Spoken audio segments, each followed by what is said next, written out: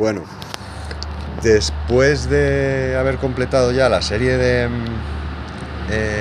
vídeos sobre la República de Platón, nos toca liarnos ahora con la siguiente obra escogida para las PAU, que son las Meditaciones Metafísicas de Descartes. Ya iremos viendo, e insistiremos en ello, que se trata de un libro con un estilo y un tono totalmente distinto del que tienen los diálogos de Platón. Dedicaremos 6 vídeos correspondiendo a las 6 meditaciones de las que se compone la obra, pero antes vamos a dedicar algunos minutos a preguntarnos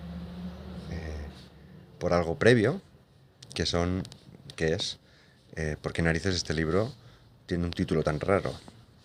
Las Meditaciones Metafísicas.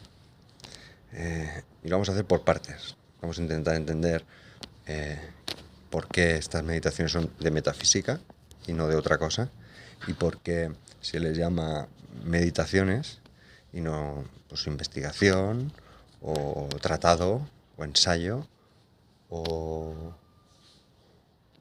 de cualquier otra manera. Bueno, en primer lugar,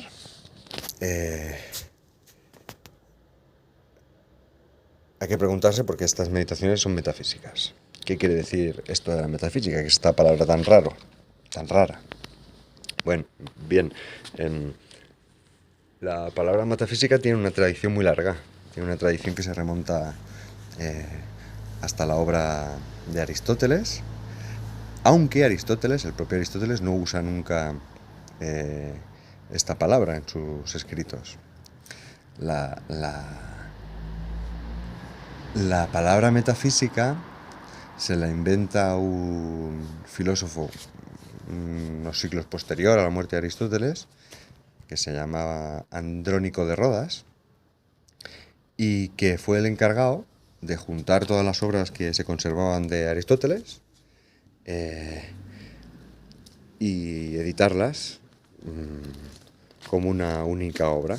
Digamos, fue el primer editor de la obra completa de Aristóteles. Y la manera que tuvo este buen hombre de organizar todos esos materiales fue por temas.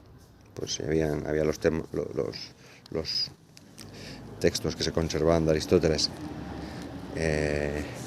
que trataban sobre cuestiones de lógica, pues eso conformaba la lógica de Aristóteles. Había textos que eran de física, que trataban de aquello que está sujeto a movimiento. Había temas de ética, que trataban sobre digamos, cuestiones relativas a la conducta de los seres humanos. Había textos de política, etc. Bueno, y cada una de estos conjuntos de textos pues conformaban las diferentes partes del corpus de la obra aristotélica, pues la lógica, la ética, etc. Pero Andrónico de Rodas encontró una serie de cuestiones, una serie de textos que trataban sobre temas que era difícil clasificar en cualquiera de las otras categorías. Y a todos estos textos, Andrónico de Rodas decidió incluirlos en una nueva categoría que llamó la metafísica. En principio, la metafísica quería decir solo lo que está más allá de la física. Es decir, que en su ordenación de la obra de Aristóteles, todos estos textos sobre cuestiones así un poco difíciles de clasificar venían en el libro a continuación de los temas que tenían que ver con física. Y por tanto, simplemente metafísica quería decir, pues eso, lo que se trata a continuación de la física. Lo que en el libro viene a continuación de la física. Hemos dicho entonces que en Aristóteles no aparece nunca el término metafísica. Pero sí que aparece un nombre más o menos equivalente, que es el de filosofía primera. Es decir, cuando Aristóteles trataba de todos estos temas, de cuestiones que ahora veremos de qué van un poco, no decía que estaba haciendo metafísica, pero sí decía que estaba haciendo filosofía primera. Por tanto, no estaba haciendo ética, no estaba haciendo lógica, no estaba haciendo física, estaba haciendo filosofía primera. Entonces, la pregunta es, ¿de qué iban estos temas que Aristóteles llamaba filosofía primera? O esta parte de la filosofía que Aristóteles llamaba la filosofía primera y que luego Andrónico de Rodas rebautizó como metafísica, ¿no? ¿Qué eran los temas de filosofía primera? Pues bien, Aristóteles contesta de dos maneras esta pregunta. Para Aristóteles, hacer filosofía primera podía querer decir dos cosas. A veces quiere decir una cosa y a veces quiere decir la otra. Y a veces una cosa que no sé si sabe bien si es la primera o la segunda. En primer lugar, hacer filosofía primera quería decir para Aristóteles hacer filosofía, o sea, tratar filosóficamente sobre el ser primero. Es decir, hacer una investigación sobre el primero de los seres, el más importante, el más perfecto. Y eso, digamos, esta acepción primera de metafísica se ha conservado a lo largo de los siglos y por lo tanto se dice que se está haciendo metafísica cuando se trata de los objetos, de las cosas, de los seres que se consideran que son los más importantes de todos. Por ejemplo, cuando se hace filosofía, cuando en filosofía se trata sobre Dios o sobre el alma o sobre el mundo como una totalidad, pues se dice que se están abordando cuestiones metafísicas, ¿no? Ocupan un lugar, son objetos de conocimiento que ocupan un lugar privilegiado. Bueno, pues ese es un sentido que en algunos textos de Aristóteles se le da a la filosofía primera, o metafísica, que utilizamos ya como sinónimos, y ese es el sentido que se les da en muchos de los textos de la tradición filosófica que se considera que están tratando de cuestiones metafísicas. Bien, pero Aristóteles también utiliza la expresión filosofía primera, por tanto metafísica, en un segundo sentido. Aristóteles, entre sus cuestiones de filosofía primera, incluye la investigación ya no del ser primero, el ser más perfecto, sino de lo que él llama el ser en tanto que ser. Es decir, para entendernos, el ser en general, o aquello que todos los seres comparten, tienen en común.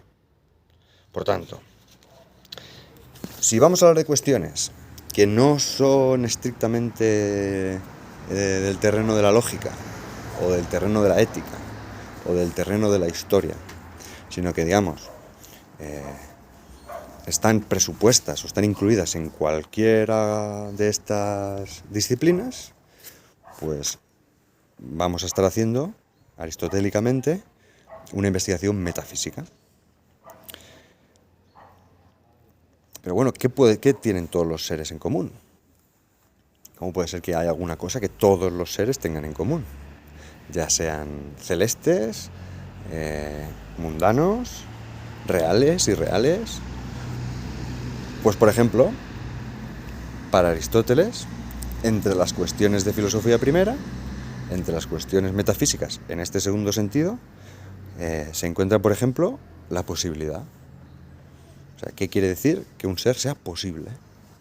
Bueno, que sea posible, o sea, puede ser posible o imposible un ser o una cuestión, ya estemos hablando de ética, ya estemos hablando de historia, ya estemos hablando de cualquier otra disciplina. Otro ejemplo, el tiempo, ¿no? Para Aristóteles, el tiempo es algo que comparten solo algunos seres. Hay seres que no son temporales, que están fuera del tiempo.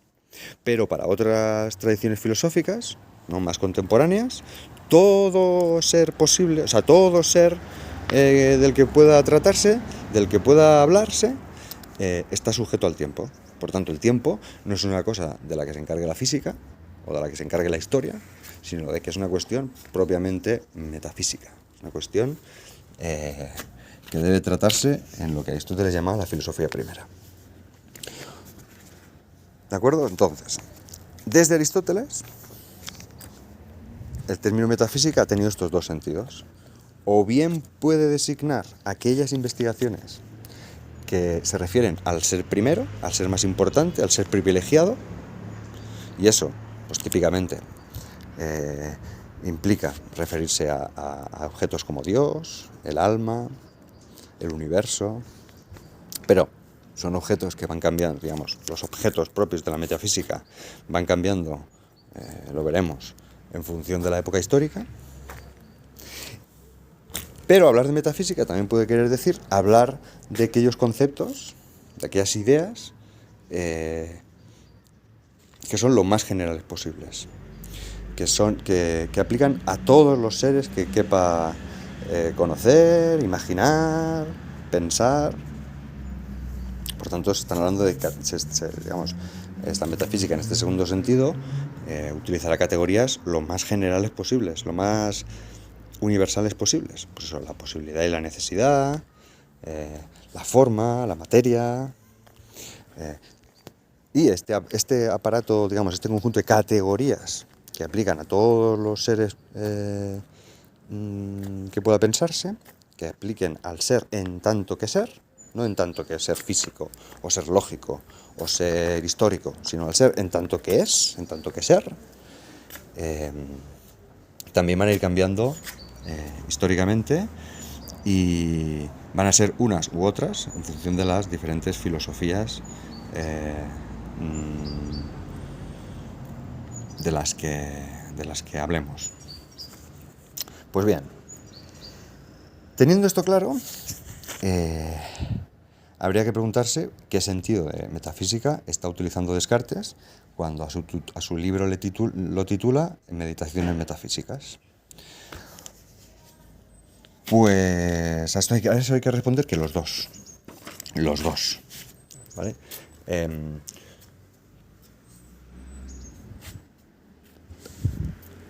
Veremos que en su libro Descartes va a hablar de los objetos, digamos, de los temas que se consideran en su época los más importantes de los que puede hablar la ciencia. Veremos que las meditaciones metafísicas abordan el problema del alma, de Dios, la realidad del mundo. Por tanto, cuando decimos que vamos a estudiar un libro que se llama Las Meditaciones Metafísicas, lo primero que tenemos que entender es que es un libro que se va a ocupar, que van a ser meditaciones sobre metafísica. Es decir, que va a ser un libro que se va a ocupar de cuestiones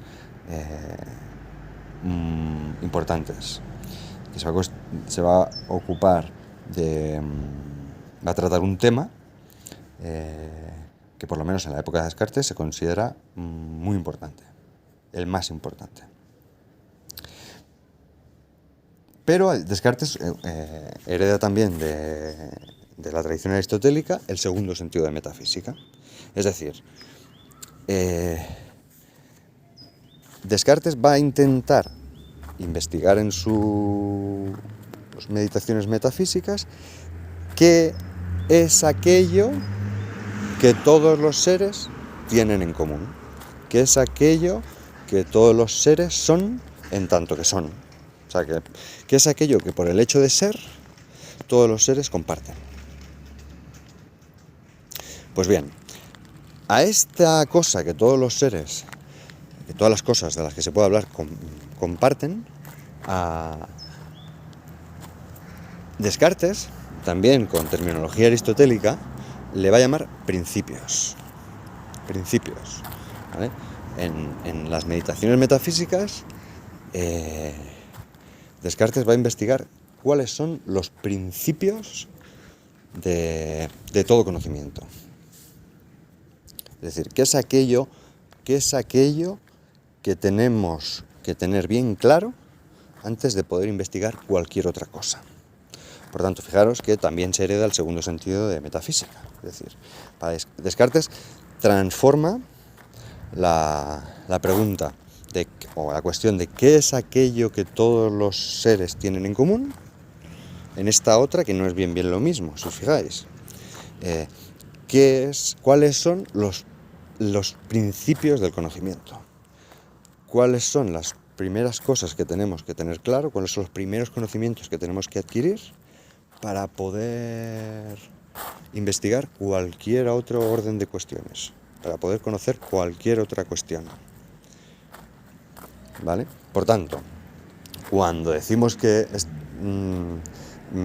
Descartes hace en esta obra unas meditaciones metafísicas, no solo estamos diciendo que lo que se va a hacer son unas meditaciones sobre los objetos, sobre los temas más importantes que se pueden pensar, pues eso, el Dios, el alma, el mundo, sino que además está intentando investigar cuáles son los principios del conocimiento a partir del cual, digamos, se puede organizar todo el edificio del saber. Pues ya sabemos por qué las meditaciones de Descartes son metafísicas.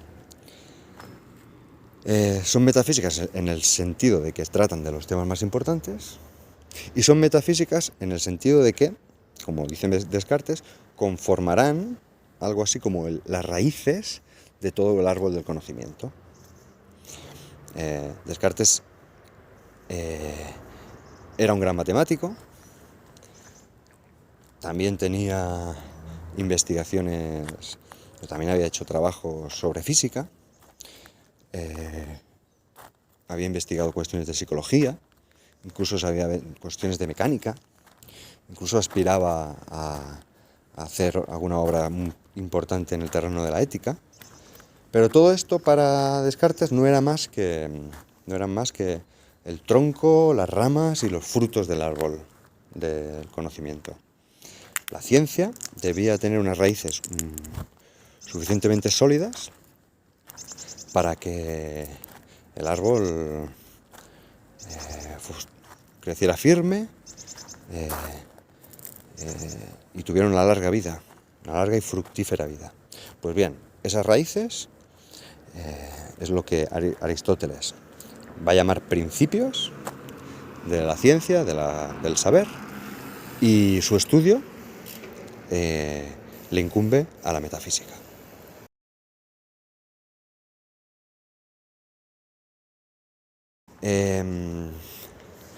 Pues bien, ¿cuáles son para Descartes los requisitos? No, recordemos, en la meditación metafísica se van a buscar los principios del conocimiento.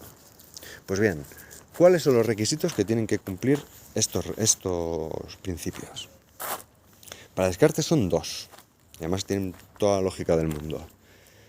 Un principio para ser tal, es decir, un conocimiento para ser la base de todo otro conocimiento posterior, tiene que ser, en primer lugar, evidente. Es decir, no se tiene que demostrar a partir de otras cosas. Tiene que ser un conocimiento que se demuestre por sí mismo. Que simplemente el exponerlo adecuadamente y el entenderlo, comprenderlo adecuadamente, ya hace que ese principio se sostenga por sí mismo.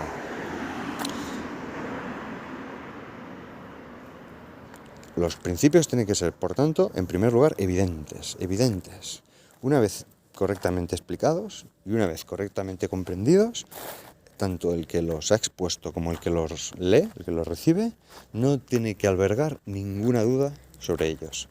Tiene que tener una certeza absoluta de que ese principio que se le presenta es seguro, es cierto. Y en segundo lugar, el segundo requisito que tiene que tener un principio para Descartes es que el resto de conocimientos se puedan demostrar a partir de él. Esto ya no aplica a un principio aislado, sino a conjunto de principios. Es decir, que el conjunto de principios que Descartes ofrezca, recordemos, para toda la filosofía y para todo el saber, tiene que ser, el conjunto de principios, tiene que ser tal que a partir de ellos se pueda demostrar cualquier otra cosa, cualquier otro conocimiento. Claro, no nos serviría de nada que tuviéramos un principio de la filosofía, un principio de la ciencia que fuera evidente por sí mismo, si luego a partir de ese principio no se pudiera demostrar ninguna otra cosa. Es decir, es evidente que el cielo que tengo ahora mismo sobre mí es azul. Pero, ¿qué voy a demostrar a partir de este principio? ¿Qué voy a sostener? Pues podré demostrar algunas cosas, pero muchas otras quedarán sin demostrar. Bueno, Descartes es tan ambicioso que quiere encontrar no solo un conjunto de principios evidentes por sí mismos, sino además que sean tales que a partir de ellos se pueda demostrar el resto de su ciencia, el resto de su filosofía. Y un inciso, fijad que no utilizo filosofía y ciencia como términos equivalentes, casi, ¿no? Un poco en el espíritu de la antigüedad, que no distinguía entre esos términos, y en el espíritu de la modernidad del siglo XVII, que es el siglo de Descartes, en el que tampoco hay una diferencia muy clara entre qué es la ciencia y qué es la filosofía. Por tanto, fijaros que ya con estas consideraciones estamos entrando, después de haber aclarado por qué las meditaciones metafísicas de Descartes son metafísicas, vamos entrando poco a poco en intentar entender por qué narices esta reflexión sobre la metafísica, esta reflexión sobre los principios, tiene que ser de una manera un tanto peculiar. Y esta manera peculiar que elige Descartes es lo que él llama una meditación.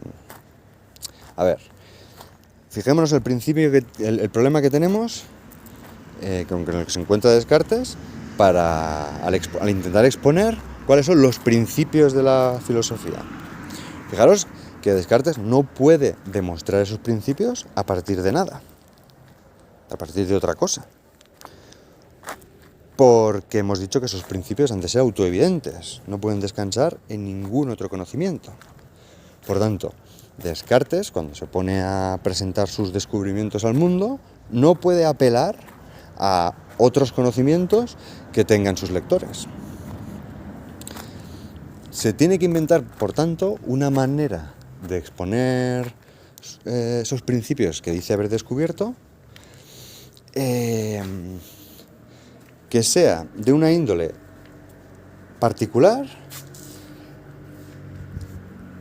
susceptible de que, repito, sin conocimientos previos, los lectores sean capaces de entender los razonamientos que va a ofrecer Descartes y estén de acuerdo con que esos principios que presenta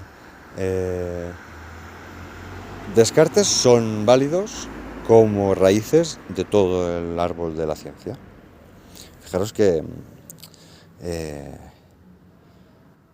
el asunto es problemático, porque claro, si yo a cualquiera de vosotros os intento convencer de algo, pues os voy a intentar exponer una serie de argumentos que se apoyarán en cosas que más o menos todos, vosotros y yo, conozcamos de manera compartida. Y en esos conocimientos compartidos que tengamos, pues yo sostendré mis argumentos y por tanto intentaré deducir, o de esos conocimientos compartidos, intentaré deducir pues las nuevas razones que yo os quiero presentar. Pero ¿cómo narices lo hago yo? Para, sin apelar a nada de lo que vosotros conocéis, presentaros nada menos que los principios de toda la filosofía. Pues bien, para hacerlo, Descartes va a utilizar va a utilizar su método de la meditación. de la meditación. La meditación, como veremos, en la primera de las meditaciones va a tener que hacer una operación muy característica del autor que nos ocupa, que es Descartes, para que intentemos, vosotros y yo, intentar, por así decirlo, borrar de nuestra mente, o por lo menos poner entre paréntesis, digamos, olvidarnos de ello momentáneamente, todos los conocimientos que tengamos en nuestra cabeza, todo aquello en lo que creemos y lo que creíamos hasta ahora. Solo así, Descartes, solo después de esta maniobra de poner entre paréntesis todo aquello que tenemos, que hasta ahora dábamos por cierto, podrá garantizar que los razonamientos que se hagan a partir de entonces, que las exposiciones que se vayan haciendo a partir de entonces, descansen en sí mismas y no se apoyen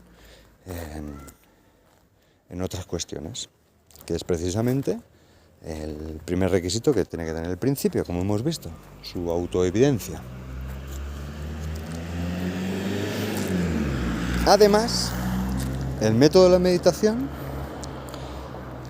como señala Descartes en el prólogo a estas obras, es un tipo de investigación de las cuestiones sobre las que se va a hablar, que sí o sí tiene que ser asumido en primera persona.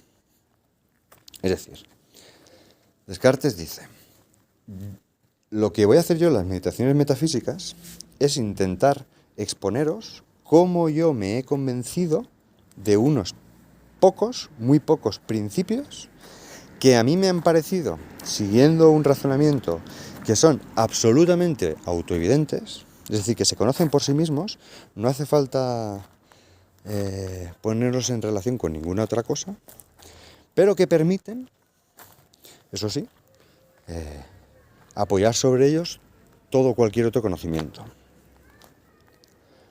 Pues bien, al hacer esto, al exponer todo este curso de pensamientos, tal como a mí, a Descartes, le permitió convencerse de los descubrimientos que él divulga en este libro, al hacerlo, dice Descartes, aspiro a que cualquier otro lector, siguiendo el mismo curso de pensamientos, pueda convencerse tan firmemente como él se convenció, como Descartes se convenció, de que lo que se ha encontrado en las meditaciones metafísicas son principios muy importantes, autoevidentes por sí mismos y capaces de sostener el resto del edificio del saber. Es decir, principios que, como veremos, lo que hacen es que una vez se han descubierto y han generado en nosotros certeza sobre ellos, por así decirlo, contagian esa certeza al resto de conocimientos filosóficos, científicos, etc. Es decir, Descartes lo que os viene a decir es: si no nos convencemos, si no comprendemos bien claramente, bien distintamente, los principios los principios del conocimiento y que yo presento en este libro, siempre vamos a tener un residuo de inseguridad, de incertidumbre, sobre cualquier otro conocimiento que adquiramos en nuestra vida. Por tanto, fijaros que Descartes a lo que apela no es a que nos aprendamos de memoria las meditaciones metafísicas, eso viene a decir no sirve absolutamente de nada. Tampoco está apelando a que discutamos una de sus partes aisladamente, pues si nos parece bien lo que dice en la mitad de la meditación cuarta, o si nos parece bien, sino que hagamos la experiencia de la meditación desde el principio hasta el final, atentamente, repitiéndola las veces que sea necesaria, hasta que todos sus pasos nos parezcan claros y convincentes, y solo así, digamos, la meditación metafísica que él propone podrá hacer su efecto, que es convencernos, tanto como le han convencido a él, el encadenamiento de razonamientos, el encadenamiento de argumentos que se despliegan a lo largo de las 6 meditaciones.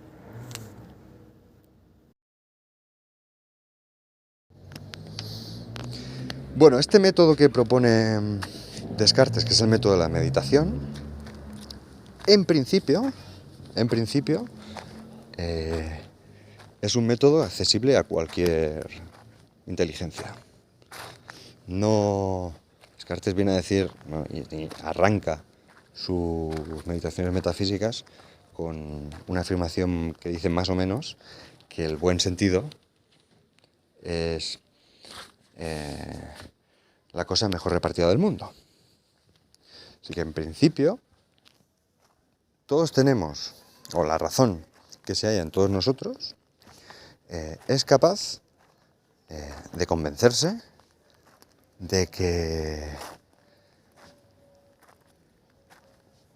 lo que se dice, o sea, es capaz de comprender las razones que se dan a lo largo de las 6 meditaciones metafísicas, que no hace falta nada más, que no hace falta ningún tipo de inteligencia especial. Tampoco hace falta ningún conocimiento previo, precisamente lo que las meditaciones metafísicas van a intentar es poner entre paréntesis todo conocimiento previo. Es decir, no hace falta tener más o menos cultura general, no hace falta tener más o menos habilidad matemática, no hace falta tener más o menos conocimientos históricos. El método de la meditación es universal porque no depende de los conocimientos previos que tenga cada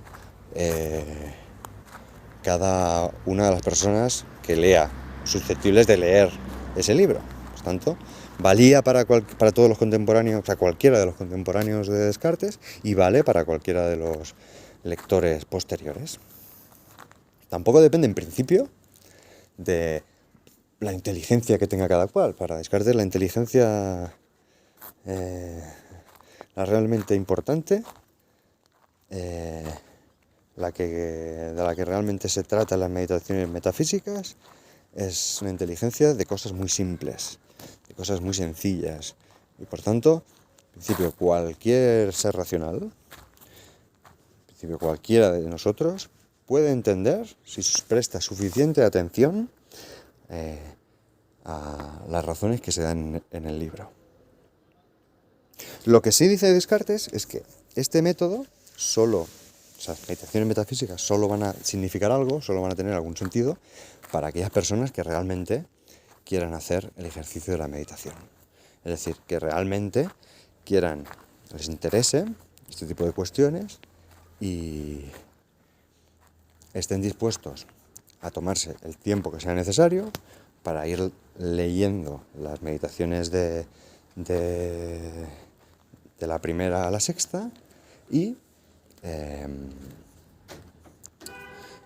convencerse de lo que allí se va exponiendo. Por tanto, en el fondo, sabe Descartes precisamente que las meditaciones metafísicas, aunque pueden ser comprendidas por cualquier hijo de vecino, en el fondo van a ser leídas por 4 gatos y comprendidas por solo 2. No porque se digan en ellas cosas muy complicadas, sino porque a pocos les van a interesar lo suficiente y sobre todo van a tener la paciencia y el amor necesarios para dedicarles a ellas el tiempo necesario. Las meditaciones metafísicas son 6. Descartes las presenta como meditaciones que se hacen en 6 días consecutivos. Por tanto, te podrías hacer una el lunes, comprenderla bien, otra el martes y así el sábado. Habrías completado el ejercicio que propone Descartes y el sábado y el domingo lo tendrías para descansar.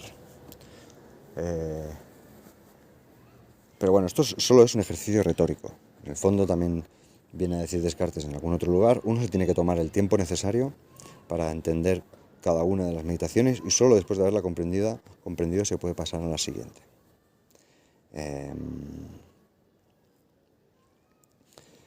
Lo que no quita que uno pueda leer las meditaciones un poco como le dé la gana y que una persona a lo largo de su vida la puede ir retomando distintas veces y que el ejercicio siempre va a ir dando nuevos resultados en función de la madurez filosófica y personal de cada uno.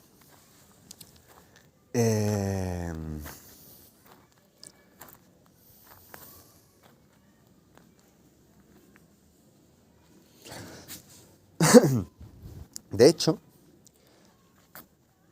tampoco hay que obsesionarse mucho con el tiempo que se le dedica a las meditaciones metafísicas, porque si Descartes se puede decir que inaugura alguna cosa en filosofía, por lo menos en su manera de exponerla, es que de alguna manera apela a un tiempo propio de la filosofía, ¿no? En la primera meditación, como veremos, Descartes nos viene a decir que pues él ha ido haciendo sus investigaciones, ¿no? Él, biográficamente, Descartes era un gran matemático, algunos conceptos y técnicas matemáticas que se estudian en la ESO y en bachillerato tienen a Descartes como a su padre.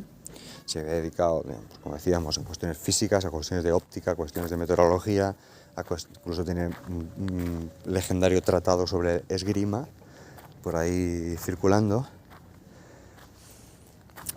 Pero de alguna manera, decíamos, en la primera meditación, él señala la necesidad que ha ido sintiendo de por lo menos una vez en la vida pararse, digamos, cortar un poco hilos con sus quehaceres cotidianos, con sus investigaciones en curso, con sus relaciones sociales, con sus relaciones amorosas o lo que Descartes tuviera, de alguna manera encerrarse, apartarse, repito, aunque solo fuera una vez en la vida, y hacer ese ejercicio filosófico. Hacer ese ejercicio filosófico que siempre, para Descartes, y de manera muy diferente que en Platón, siempre se tendrá que hacer de una manera personal, retraída, meditativa, ¿no? Descartes dice en la primera meditación que él, pues eso, ha conseguido tener un tiempecillo para aislarse en una cabaña en medio de no sé dónde, tener sus necesidades básicas cubiertas, pues eso, pues tener quien se encargue de la comida, tener una estufita, una chimenea para no pasar frío y que afortunadamente, o muy afortunadamente podríamos decir, pues eso, ha conseguido hacerse ahí un huequecillo en su vida para poder dedicarlo solo a la filosofía, a la meditación. Para él eso es muy importante. No solo lo está haciendo como un mero ejercicio de ocio o de evasión, sino que, bueno, él considera que es muy importante que por lo menos una vez en la vida se dedique a probar, a investigar y a asegurar, pues, los cimientos, los principios de su manera de ver el mundo, de su filosofía, dirá él, de su ciencia. Y eso es a lo que Descartes nos invita y a lo que, por supuesto, os invito yo, a que estos vídeos que vamos a dedicar a las meditaciones metafísicas, que además en el tiempo, digamos, ordinario, en el tiempo del día a día, coinciden, para muchos de vosotros coincidirán con las fiestas navideñas,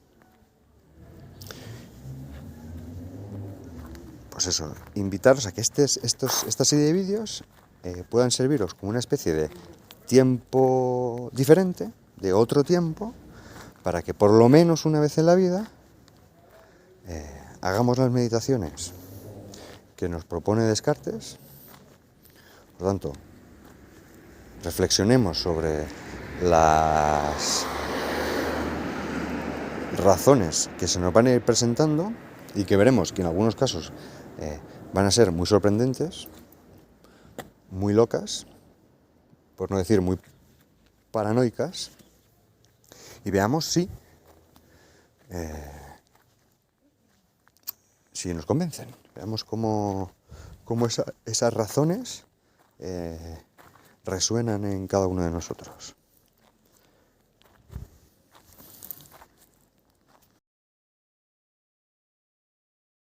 Vale. Las meditaciones que nos toca y que tenemos la suerte de recorrer en los 6 vídeos que siguen son por supuesto 6, aunque en las PAU solo pueden aparecer los fragmentos de las meditaciones 1, 2 y 5 y 6. ¿Vale? Nosotros, como hicimos con Platón, vamos a seguir el orden de las meditaciones en su totalidad, la primera a la sexta. Yo recomiendo que por supuesto que leáis las 6 meditaciones, pero por lo menos yo os recomiendo encarecidamente que veáis los vídeos en los que comentamos cada una de las 6 meditaciones. ¿Vale? Porque si no, como bien dice Descartes, no se va a poder entender pues todo el encadenamiento de razones que empieza en la primera línea de la primera meditación y acaba en la última línea de la última meditación. Digamos, las meditaciones metafísicas son como un bloque. O nos convence el bloque entero o no nos va a convencer ninguna de las partes por separado. Menos esa es la intención que tenía Descartes. ¿Vale? Estas meditaciones, digamos, por decirlo así, empiezan en un nivel de profundidad bastante superficial y van siendo meditaciones cada vez más profundas. Es decir, cada vez tratan de cuestiones a las que hay que dedicar más atención, más concentración, para que tengan algún sentido para nosotros. Entonces, se establecen ahí como diferentes niveles de profundidad, ¿no? Es como una especie de pirámide invertida. Por tanto, la primera y la sexta meditaciones van a estar a un nivel de profundidad, un nivel muy superficial. En cambio, la segunda y la quinta van a ser meditaciones algo más profundas, y la profundidad más extrema de la meditación se cae o recae en las meditaciones 3 y 4. Las meditaciones 3 y 4 precisamente son las que nos entran en las PAU. Pero cada uno de estos niveles de profundidad, por decirlo rápido y mal, soportan a los niveles superiores. Es decir, que uno no se va a acabar de convencer de los niveles 1 y 6 si los niveles 2 y 5 no le han convencido suficiente. Pero es que el nivel 2 y 5 va a quedar siempre como inseguro, como las razones que va a presentar ahí Descartes van a ser como un poco patilladas, como un poco sacadas de la manga, si uno no atiende al nivel más profundo, que es el nivel correspondiente a las meditaciones 3 y las meditaciones 3 y 4, perdón.